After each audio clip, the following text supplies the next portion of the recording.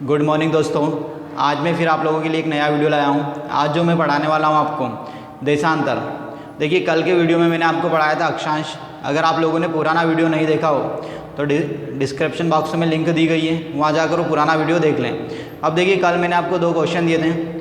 पहला क्वेश्चन था मेरा, अक्षांश रेखाओं की संख्या कितनी है। तो देखिए दोस्तों, अक्षांश रेखाओं की संख्या पूछी गई, अक्षांश रेखाओं की दूरी पूछी गई थी। तो एक अक्षांश से दूसरे अक्षांश के बीच की दूरी होती है 111 किलोमीटर। कितने किलोमीटर होती है दोस्तों? एक अक्षांश से दूसरे अक्षांश के बीच की दूरी 111 किलोमीटर होती है दोस्तों। अब देखिए, दूसरा क्वेश्चन है हमारा, देशांतर रेखाएं किस लिए होती हैं। तो इस क्वेश्चन का आंसर देखने के लिए आप पूरा वीडियो देखें। देखिए दोस्तों, और इसके लास्ट में मैं इसका आंसर भी बताऊंगा आप लोगों को। देखिए, देशांतर रेखाएं किस लिए होती हैं। तो देशांतर रेखाएं होती हैं आपकी समय के लिए। किस लिए होती है दोस्तों? ये देशांतर रेखाओं का कार्य क्या है? समय बताना। अब देखिए, देशांतर रेखाओं की कुल संख्या होती है 360। कितनी देशांतर होती है दोस्तों?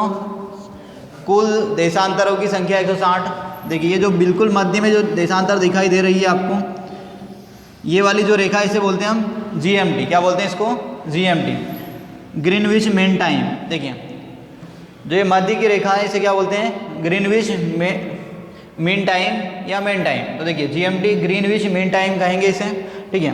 तो देखिए, ये ग्रीनविच नामक स्थान से गुजरती है, इसलिए इसका नाम रखा गया है Greenwich mean time, GMT। Greenwich स्थान से गुजरती है, इसलिए इस रेखा का नाम है स्पेशल ग्रीनविच रेखा। क्या नाम है दोस्तों इसका? ग्रीनविच। अब देखिए, कुल देशांतरों की संख्या हो गई आपकी 360। 180 देशांतर पूर्व में और 180 देशांतर पश्चिम में। देखिए, ग्रीनविच रेखा से पूर्व में पूर्वी देशांतर होंगे और 180 पश्चिम में पश्चिमी देशांतर होंगे, ग्रीनविच से पश्चिम में। तो देखिए, ग्रीनविच नामक स्थान से गुजरती है, इसलिए इसका नाम क्या रखा गया है? ग्रीनविच रेखा रखा गया है। कुल देशांतरों की संख्या 360, 180 पूर्व में और 180 पश्चिम में। देखिए दोस्तों, ये आपको जो ग्लोब दिख रहा है, इसको केवल फ्रंट वाला भाग दिखाई दे रहा है, आपको इसके पीछे वाला भाग नहीं दिखाई दे रहा है। तो देखिए, ये वाला जो भाग है इसे हम बोलते हैं पूर्वी देशांतर और इसको बोलते हैं हम पश्चिमी देशांतर।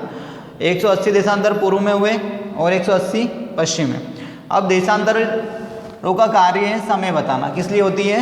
समय के लिए होती है दोस्तों। अब देखिए, अगर सूर्य का प्रकाश एक देशांतर से दूसरे देशांतर पर आता है, मतलब सूर्य का प्रकाश इस देशांतर से इस देशांतर तक आ जाए, तो कितना समय लगेगा उसे? 4 मिनट का समय लगता है। फिर ये यहाँ से यहाँ आ गया दोस्तों, कितना समय लगेगा उसे? फिर 4 मिनट लगेगा। फिर ये यहाँ से यहाँ आ गया तो फिर 4 मिनट। मतलब सूर्य के प्रकाश को एक देशांतर से दूसरे देशांतर तक पहुँचने में कितना समय लग रहा है? 4 मिनट का समय लग रहा है दोस्तों। अब देखिए, सीधी सी बात है कि भैया 360 देशांतर हैं हमारे। कितने देशांतर हैं? 360 कुल देशांतर हैं। अगर 360 देशांतर में 4 का इंटू कर दूँ, कितने का इंटू कर दूँ? ये देखिए, यहाँ पर 360 में मैं 4 का इंटू करता हूँ। कितने का इंटू करता हूँ? तो मुझे ये पता चल जाएगा कि भैया सूर्य के प्रकाश को 360 देशांतर तक पहुँचने में कितना समय लगेगा। अब देखिए, मैंने इसमें 4 का इंटू करा तो कितने मिनट लगे? 1440। देखिए, कुछ नहीं है, कुल देशांतर हुए आपके 360, ठीक है। सूर्य के प्रकाश को एक देशांतर से दूसरे देशांतर तक जाने में कितना समय लग रहा है? 4 मिनट का समय लग रहा है। अब अगर मैं 360 में 4 का इंटू करता हूँ तो मुझे 360 देशांतर तक सूर्य के प्रकाश को पहुँचने में जो समय लगता है वो निकल जाएगा। कितने मिनट लग रहे हैं? तो कितने मिनट लग रहे हैं दोस्तों? 1440 मिनट लग रहे हैं आपके। अगर अब आपको ये पता होगा कि 1 घंटे में कितने मिनट होते हैं? 1 घंटे में 60 मिनट होते हैं दोस्तों। अगर मैं इसको 60 से डिवाइडेशन कर देता हूँ तो ये आ जाएगा आपका 24। कितना आ जाएगा? 24। मतलब एक दिन में कितने घंटे हो गए दोस्तों? 24 घंटे। एक दिन में कितने घंटे होते हैं? 24 घंटे। इसलिए एक दिन में 24 घंटे होते हैं, 25 घंटे नहीं होते हैं। इसका कारण क्या है कि भैया 360 देशांतर हैं और 360 देशांतरों को 4 से इंटू करा आपने तो कितनी मिनट निकले? 1440 मिनट निकले। 1440 में आपने 60 से डिवाइडेशन करा तो क्या मिला आपको? 24। मतलब एक दिन में कितने घंटे हो गए? हमने घंटे निकाल लिए, तो 24 घंटे का एक दिन रात होता है हमारा। अब देखिए दोस्तों, हमने 24 घंटे निकाल लिए तो संपूर्ण पृथ्वी को कितने जोन में बांट के रखा है? 24 समय जोन में बांट के रखा। कितने समय जोन में? +12 पूर्व में और -12 समय जोन पश्चिम में। पूरी पृथ्वी को कितने समय जोन में बांट दिया दोस्तों हमने? 24 समय जोन में, +12 पूर्व में और -12 पश्चिम में। अब देखिए, आगे बात करते हैं हम। अब जो सूर्य का प्रकाश है यहाँ से यहाँ तक पहुँचने में तो 4 मिनट लग रहा है। किसी भी देश का मानक समय इन देशांतरों के हिसाब से ही रखा जाता है कि उस देश की देशांतरी विस्तार या देशांतरी स्थिति क्या है, उसी के आधार पर उस देश का देशांतर निर्धारित होता है। अब देखिए दोस्तों आगे बढ़ते हैं। अगर भारत की बात करें तो भारत पूर्व में स्थित है। कहाँ पर स्थित है दोस्तों? भारत ये आपका यहाँ पर स्थित है। देखिए भारत की जो लोकेशन है, देखिए 68 डिग्री 7 क्या है यहाँ से, जहाँ से भारत स्टार्ट होता है 68 डिग्री 7 से 97 डिग्री 25। देखिए भारत किस देशांतर पर स्थित है, मतलब भारत ये यहाँ से चालू हुआ तो यहाँ पर कौन सा देशांतर है आपका 68 डिग्री 7, और ये लास्ट पॉइंट है यहाँ पर जो खत्म हो जाएगा भारत, ये कौन सा देशांतर है आपका 97 डिग्री 25 पूर्वी देशांतर। देखिए 68 डिग्री 7 से 97 डिग्री 25 पूर्वी देशांतर पर भारत समाप्त हो जाएगा।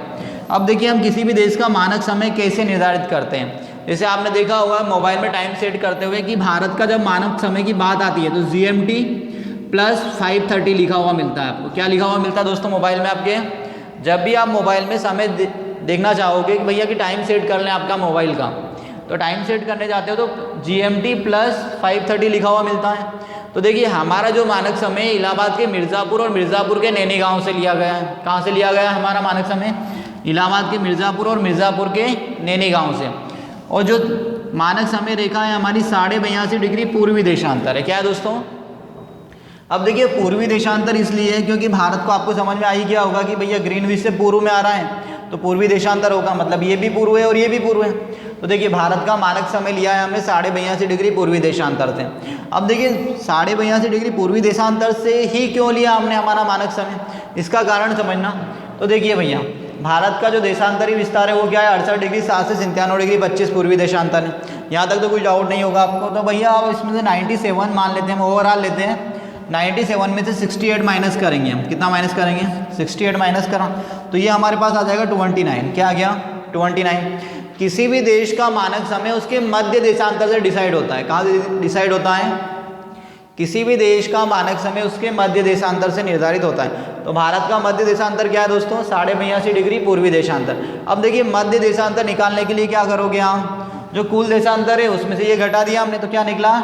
ये निकला आपका। अब इसको अगर मैं 2 से डिवाइड करता हूँ क्योंकि मुझे मध्य से लेना है, तो मध्य से लेना है किसी को भी तो हम क्या करेंगे उसे 2 से भाग देंगे। तो 2 से भाग देंगे तो ये कितना निकलेगा? 14.5। अगर इसमें मैं ये प्लस कर दूंगा 14.5 तो मेरा निकल जाएगा 82 1.5 82.5 डिग्री पूर्वी देशांतर निकल जाएगा दोस्तों मेरा। देखिए कुछ नहीं 68 है, 68 में ये प्लस करा मैंने, मतलब 2 भागों में डिवाइडेशन कर दिया तो मेरा हो गया 82.5 डिग्री पूर्वी देशांतर। मतलब जो मानक समय रेखा रहेगी वो क्या रहेगी मेरी? 82.5 डिग्री पूर्वी मानक समय रेखा रहेगी भारत की। तो इसलिए हमने हमारा मानक समय कहाँ से निर्धारित किया है दोस्तों? 82.5 डिग्री पूर्वी देशांतर, इलाहाबाद के मिर्ज़ापुर और मिर्ज़ापुर के नैनी गांव से। भारत का मानक समय कहाँ से लिया गया है दोस्तों? 82.5 डिग्री पूर्वी देशांतर, इलाहाबाद के मिर्ज़ापुर और मिर्ज़ापुर के नैनी गांव से। और GMT + 5:30 इसलिए लगा रहता है क्योंकि भारत पूर्वी देशांतर में स्थित है। सपोज करो मानो कि भारत ये पश्चिम में स्थित है, भारत की स्थिति यही है पश्चिम में भी 82.5 डिग्री मतलब 68 डिग्री 7 से 97 डिग्री 25 पश्चिमी देशांतर हो जाता, तब भी हमारी मध्य रेखा वही निर्धारित करती भैया 82.5 डिग्री। पर यहाँ पे पश्चिम लग जाता, क्या लग जाता? पश्चिम लग जाता, और प्लस के स्थान पर क्या आ जाता? -5:30 आ जाता। तो किसी भी देश का मानक समय कैसे निर्धारित होता है? उस देश के देशांतर में जो मध्य से जो देशांतर गुजर रहा है उसी से उस देश का क्या निर्धारित होगा? मानक समय निर्धारित होगा दोस्तों। अब देखिए दोस्तों आगे बढ़ते हैं। एक देशांतर से दूसरे देशांतर मतलब ये यहाँ से यहाँ तक के बीच की दूरी कितनी होती है? तो इसके बीच की दूरी होती है 111.32 किलोमीटर।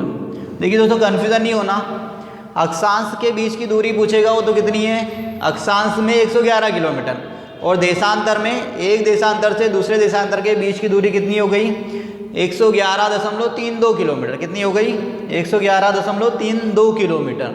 ठीक है दोस्तों, तो ये इससे निर्धारित होगा। ठीक है, अब आगे बात करते हैं। अब देखिए ये जो दूरी है दोनों के बीच में इसे क्या बोलते हैं? इसे बोलते हैं गोरे। क्या कहते हैं इसको? एक देशांतर से दूसरे देशांतर के बीच की दूरी को क्या कहते हैं दोस्तों? गोरे कहते हैं। क्या कहते हैं? गोरे कहते हैं। अब देखिए दोस्तों ये वाली जो ग्रीनविच रेखा है, ग्रीनविच रेखा ग्रीनविच नामक स्थान से गुजरती है। ठीक, कहाँ से गुजरती है? ग्रीनविच स्थान से गुजरती है।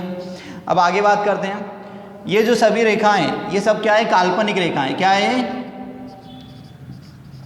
ये जितनी भी रेखाएं दिखाई दे रही है आपको काल्पनिक रेखाएं, सभी अक्षांश और देशांतर, अक्षांश रेखाएं भी और देशांतर रेखाएं भी, सभी रेखाएं कैसी दोस्तों? काल्पनिक रेखाएं।